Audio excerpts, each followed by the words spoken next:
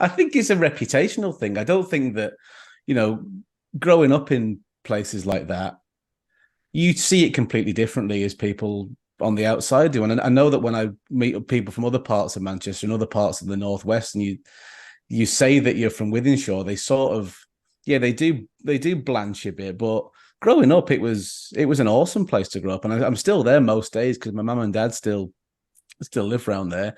I had sort of the best time growing up around there. Having said that, I think when I grew up in Manchester, when you were around a lot in Manchester, so sort of early to mid 90s, Manchester was a brilliant place to grow up because we were we were just leading the way in so many areas in the 90s in terms of the football. Obviously, United were just winning everything in sight at the time, but also Oasis became the biggest band in the world in sort of 95, and they were from a council estate in Manchester, a couple of miles away from where I was growing up at the same time. They had an Irish immigrant background, the same as I do on my dad's side. And I think that when you sort of see people doing that kind of thing in the world from exactly the same background as you're from, it does inspire you a bit that there's something special in the air. And then later on in the 90s,